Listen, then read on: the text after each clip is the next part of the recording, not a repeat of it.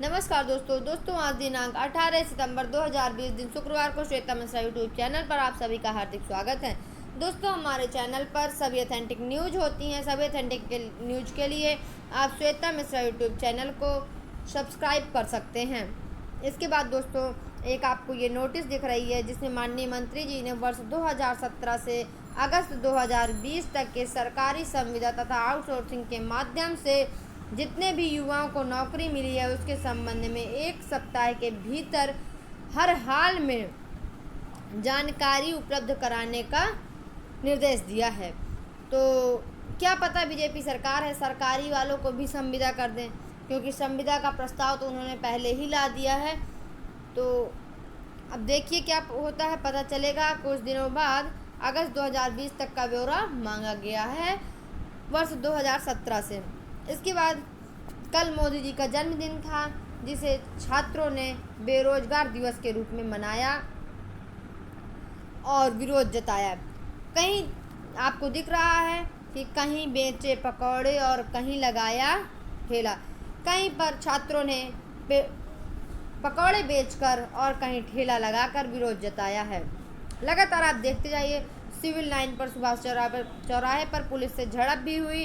काली पट्टी बांधकर लोगों ने मौन जुलूस निकाला, मशाल जलाकर विरोध जताया। ये देखिए, निजीकरण के विरोध में रेल कर्मियों ने निकाला मोटरसाइकिल जुलूस। देखिए, जिसकी नौकरी नहीं है उसकी तो बात ही छोड़ दीजिए, जो नौकरी में है उसे का भी प्राइवेटाइजेशन किए दे रहे हैं।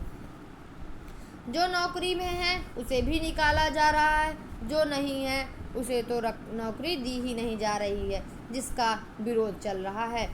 आप देखेंगे 17 सितंबर का इतिहास आप गूगल में डालकर देखिएगा, उसमें आएगा लिखकर माननीय भारत के प्रधानमंत्री माननीय नरेंद्र मोदी जी के जन्म दिवस के दिन राष्ट्रीय बेरोजगार दिवस मनाया गया।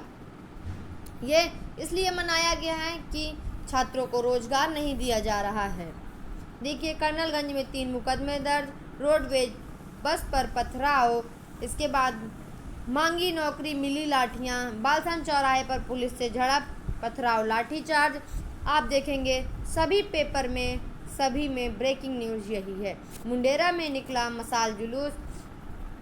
ये देखिए, बालसन चौराहे पर पुलिस से झड़प और पथराव, लाठीचार्ज। आप लगातार देखते जाइए, इतनी तस्वीरें हैं। आप न्यूज़ चैनल खोल के देख लीजिए, आप यूट्यूब खोल कर देख लीजिए, आप सोशल साइट खोल कर देख लीजिए, आप न्यूज़पेपरों में देख लीजिए, सभी जगह बेरोजगारी दिवस का ब्यौरा ही दिया गया है। प्रधानमंत्री नरेंद्र मोदी के 70वें जन्मदिन पर विपक्षी दल व छात्र संगठनों ने बृहस्पतिवार को राष्ट्रीय बेरोजगार दिवस के रूप में मनाकर अपना विरोध दर्ज कराया। राजधानी लखनऊ में जगह जगह प्रदर्शन हुए। कई जगह प्रदर्शनकारियों पर लाठियां भी चली और पुलिस से नोकझोंक भी हुई। मुख्यमंत्री आवास, हजरतगंज, केसरबाग, परिवर्तन चौक, लखनऊ विश्वविद्यालय समेत विभिन्न कॉलेजों पर प्रदर्शन हुआ। देखिए, मुख्यमंत्री आवास के बाहर चूड़ी लेकर प्रदर्शन कर रही सपा की महिलाएं गिरफ्तार। ये देखिए, सपा की महिलाएं गिरफ्तार। पुलिस बल हावी है महिलाओं के ऊपर भी। महिला कर्मी लेकर चलता नहीं है और ये खुद ही महिलाओं से झड़प करता है। इसके बाद दोस्तों आप देख रहे हैं, इस पुलिस बल जो आज बीजेपी सरकार का साथ दे रही है उसे खुद ही नहीं पता है कि उसके ऊपर भी यही हाल है। उसे भी पुलिसकर्मी क्या सभी नौकरियों में 50 साल का रिटायरमेंट लगा दिया गया है।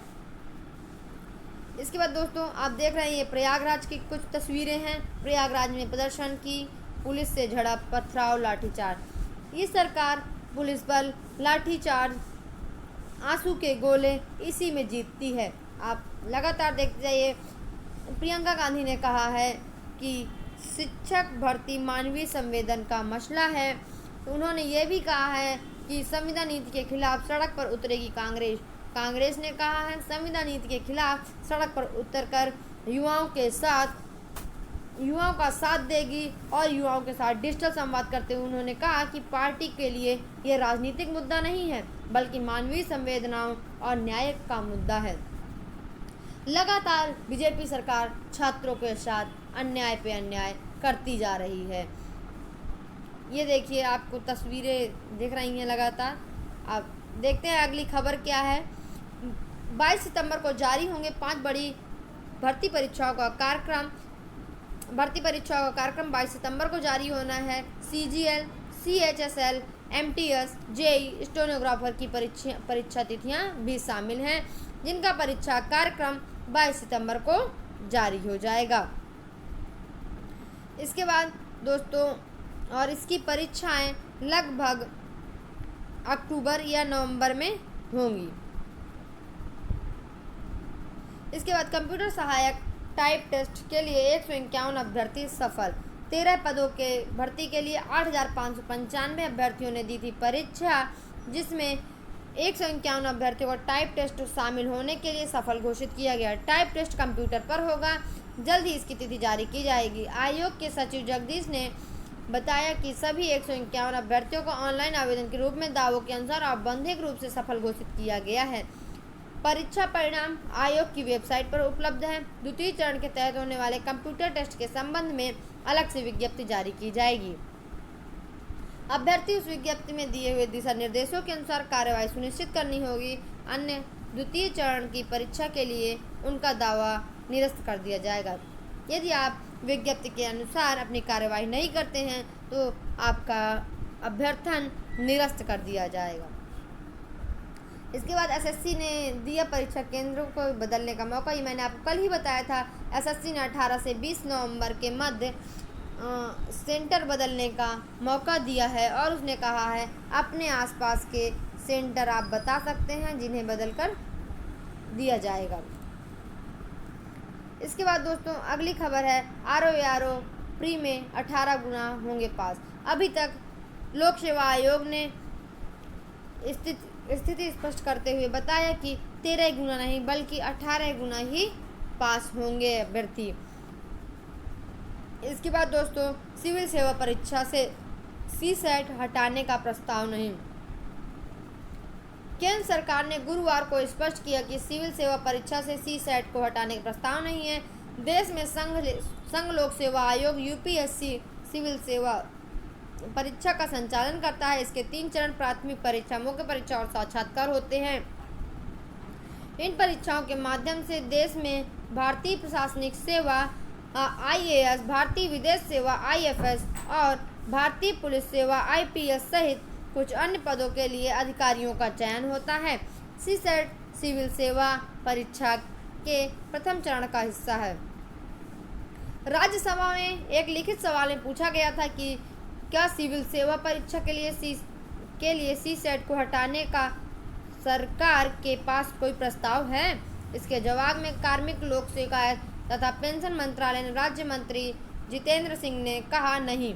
ये पूछे जाने पर कि क्या सरकार सिविल सेवा परीक्षा प्रणाली में परिवर्तन करने जा रही है जिसमें साक्षात्कार के स्थान पर मनोवैज्ञानिक परीक्षण किया जाना शामिल है, सिंह ने जवाब ना में दिया। और एक अन्य सवाल के जवाब में सिंह ने उच्च सदन को बताया कि उच्च शिक्षण संस्थानों में प्रवेश या फेलोशिप हेतु प्रवेश परीक्षाओं का संचालन करने वाली राष्ट्रीय परीक्षा एजेंसी NTA ने सूचित किया कि कोई ऐसी प्रवेश परीक्षा नहीं है जिसका उसके पंजीकरण के 1 वर्ष बाद भी संचालन नहीं किया गया है।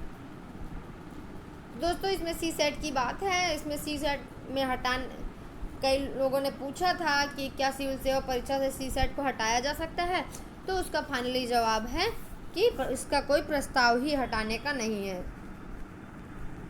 इसके बाद RO प्री में 18 गुना अभ्यर्थी पास होना। मैंने आपको बताया है कि खबर थी कि 13 गुना अभ्यर्थी पास होना है, और लेकिन यह एक खुशखबरी के रूप में है कि 18 गुना अभ्यर्थी पास होंगे, लेकिन माइनस मार्किंग का प्रावधान नहीं था, जो कि है।